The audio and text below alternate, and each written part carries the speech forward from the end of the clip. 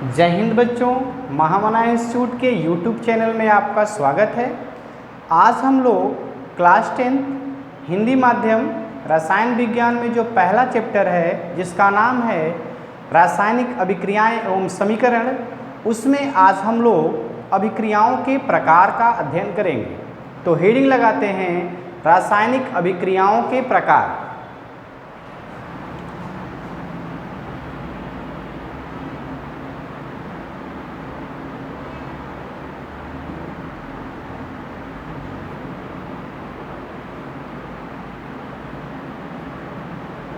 रासायनिक अभिक्रियाओं के प्रकार।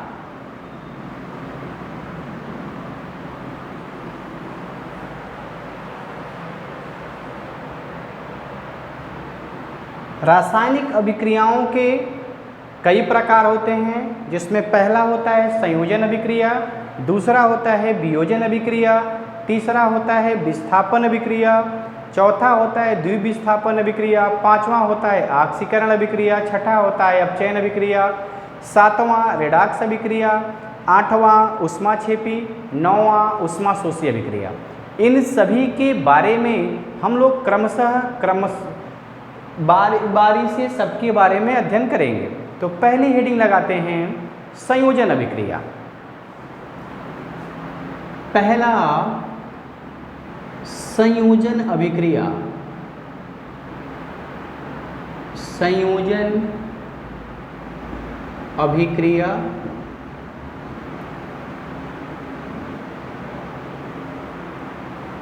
इसका डिफिनीशन या परिभाषा जिसको आप कहते हैं यह इस तरह है, वह अभिक्रिया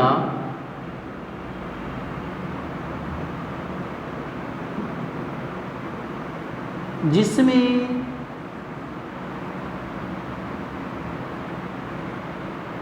दो अथवा अधिक पदार्थ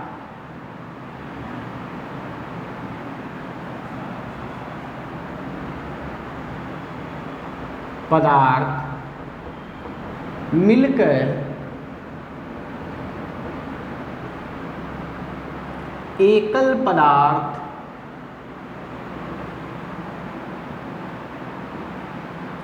का निर्माण करते हैं।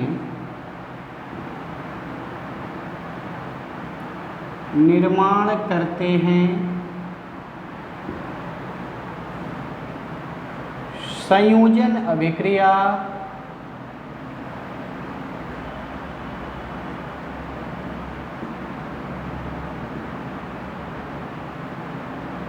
कहलाता है।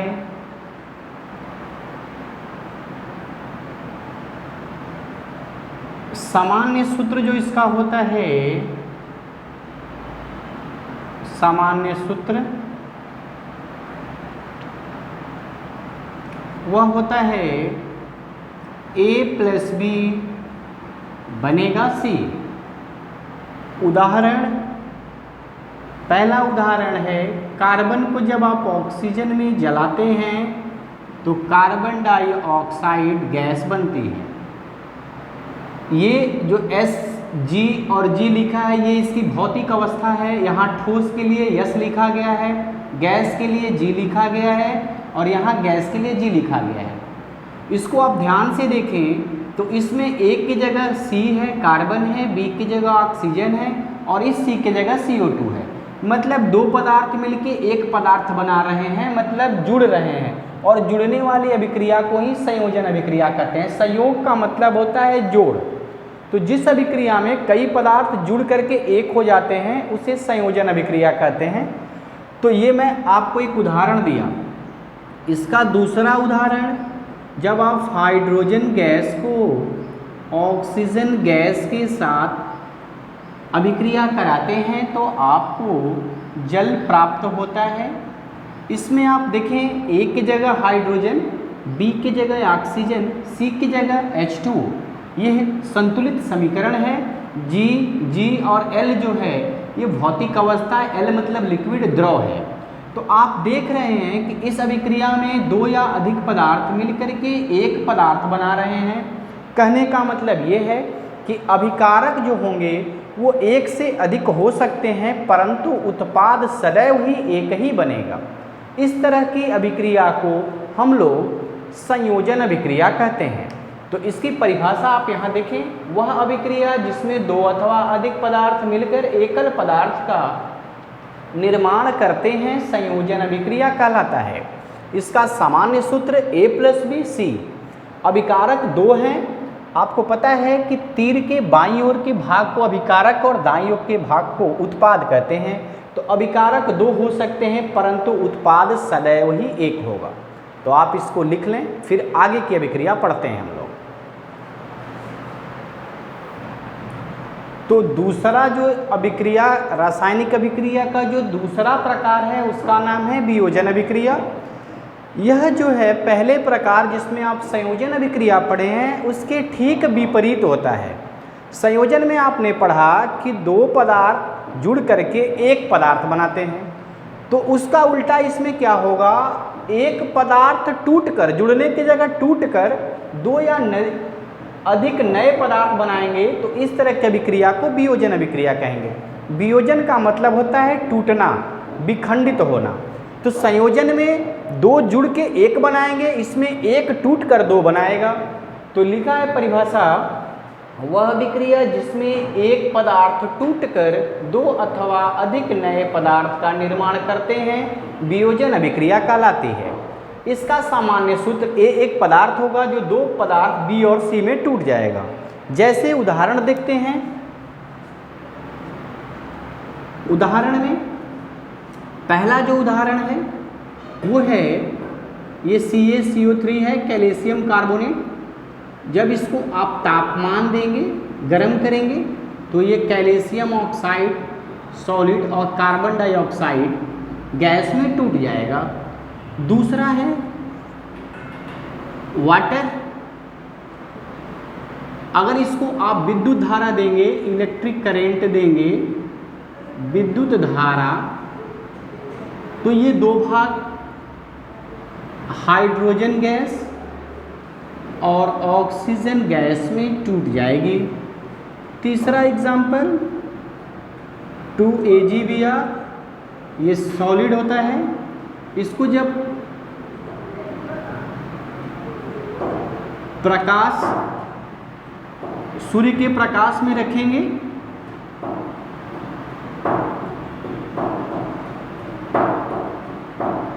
सूर्य का प्रकाश,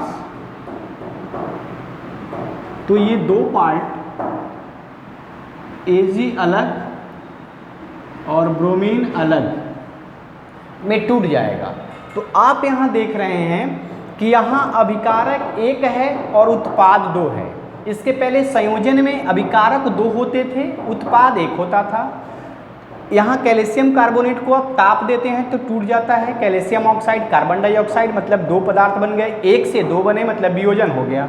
यहाँ भी जल से, जल एक है उससे दो चीज़ें बनी, हाइड्रोजन और ऑक्सीजन गैस। यहाँ AgBr, सिल्वर ब्रोमाइड, एक पदार्थ है उससे दो नए पदार्थ, एक सिल्वर बना और एक ब्रोमीन बना। तो ये सभी जो उदाहरण हैं वो वियोजन अभिक्रिया के उदाहरण हैं। वियोजन अभिक्रिया वह अभिक्रिया जिसमें एक पदार्थ टूट करके दो या अधिक नए पदार्थ बनाएगा। तो आप इसको देख लें। अब हम लोग ये देखते हैं कि जो दूसरा प्रकार पढ़े थे हम लोग रासायनिक अभिक्रिया का, जिसका नाम था वियोजन अभिक्रिया, उसके कुल 3 प्रकार होते हैं। तो हेडिंग है यहाँ वियोजन अभिक्रिया के प्रकार, लिखा है 3 प्रकार होते हैं। पहले का नाम है तापीय वियोजन अभिक्रिया, दूसरे का नाम विद्युत वियोजन अभिक्रिया, तीसरे का नाम प्रकाशीय वियोजन अभिक्रिया। अब ये 3 जो नाम पड़े वो किस आधार पर पड़े ये देखिए। मैंने आपको सिखाया इसके पहले कि वियोजन अभिक्रिया वो होता है जिसमें एक पदार्थ टूट करके दो या अधिक नए पदार्थ बनाता है। तो एक पदार्थ को तोड़ने के लिए ऊर्जा की जिस रूप की आवश्यकता होती है, अगर तोड़ने के लिए आप ताप का प्रयोग करते हैं, उसको गर्म करते हैं, तो उसको तापीय वियोजन अभिक्रिया करेंगे। अगर उसको तोड़ने के लिए आप इलेक्ट्रिक करंट, विद्युत धारा देंगे तो विद्युत वियोजन अभिक्रिया कहेंगे। और यदि उसको तोड़ने के लिए यदि आप प्रकाश, सूर्य के प्रकाश देंगे उसको तो प्रकाशीय वियोजन अभिक्रिया कहेंगे। मैंने पहला हेडिंग लगाया है यहाँ तापीय वियोजन अभिक्रिया, और इसमें लिखा गया है वह वियोजन अभिक्रिया जिसमें ताप के कारण एक पदार्थ टूटकर दो अथवा अधिक नए पदार्थ का निर्माण करता है, तापीय वियोजन अभिक्रिया कहलाता है। उदाहरण में देखिए, calcium carbonate CaCO3 solid state में है, ठोस अवस्था में, इसको तापमान दिया, तापमान को आप ऐसे कहीं डेल्टा से भी दिखा सकते हैं। तो कैल्शियम ऑक्साइड ठोस और कार्बन डाइऑक्साइड गैस बना। आप देख रहे हैं एक पदार्थ को तोड़ने के लिए तापमान दिया गया, इस वजह से इसका नाम पड़ा तापीय वियोजन अभिक्रिया। तो आप इतना लिख लें, फिर इसके बाद अगले दो प्रकार को पढ़ते हैं हम लोग। अब आप यहाँ वियोजन अभिक्रिया का दूसरा प्रकार विद्युत वियोजन अभिक्रिया देखेंगे। इसमें तोड़ने के लिए हम विद्युत धारा इलेक्ट्रिक करंट का उपयोग करते हैं, इसलिए इसका नाम है विद्युत वियोजन अभिक्रिया। इसके परिभाषा में आपने लिखा है वह वियोजन अभिक्रिया जिसमें विद्युत धारा के कारण एक पदार्थ टूटकर दो अथवा अधिक नए पदार्थ का निर्माण करता है, विद्युत वियोजन अभिक्रिया कहलाता है। यहाँ उदाहरण है, जल लिया गया है, 2H2O लिक्विड द्रव अवस्था में है, इसमें विद्युत धारा दिया गया, तो इससे हाइड्रोजन और ऑक्सीजन गैस अलग हो गई। तो यहाँ तोड़ने के लिए, जल को तोड़ने के लिए इलेक्ट्रिक करंट विद्युत धारा दिया गया है, इसलिए इस अभिक्रिया का नाम पड़ा विद्युत वियोजन अभिक्रिया। इसको लिखिए, फिर इसके बाद तीसरा और अंतिम देखते हैं। आप यहाँ विद्युत वियोजन अभिक्रिया के प्रकार का तीसरा प्रकार देख रहे हैं। इसमें प्रकाशीय वियोजन अभिक्रिया वह वियोजन अभिक्रिया जिसमें सूर्य के प्रकाश के कारण एक पदार्थ टूटकर दो अथवा अधिक नए पदार्थ का निर्माण करता है, प्रकाशीय वियोजन अभिक्रिया कहलाता है। इसका उदाहरण है 2AgB या सिल्वर ब्रोमाइड, एक ठोस अवस्था में। जैसे ही इसको आप सूर्य के प्रकाश में रखेंगे, ये सिल्वर और ब्रोमीन में अलग अलग टूट जाएगा। सूर्य के प्रकाश को आप hν से भी प्रदर्शित करते हैं। h प्लांक्स कांस्टेंट बोला जाता है, और न्यू जो होती है वो लाइट की फ्रीक्वेंसी, आवृत्ति होती है, प्रकाश की आवृत्ति होती है। तो आपने वियोजन अभिक्रिया में ये सीखा कि वियोजन अभिक्रिया में एक पदार्थ, पहले तो आपने संयोजन देखा था, संयोजन अभिक्रिया में दो या अधिक पदार्थ जुड़ करके एक पदार्थ बनाते थे, मतलब अभिकारक दो या अधिक हो सकते हैं लेकिन उत्पाद सदैव ही एक होगा।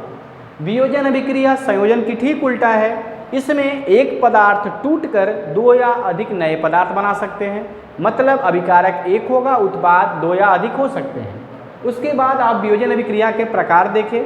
प्रकार में आपने देखा कि तोड़ने के लिए, पदार्थ को तोड़ने के लिए जिस भी ऊर्जा की आवश्यकता हमको पड़ रही है, अभिक्रिया का नाम उसी के आधार पर रखा गया है।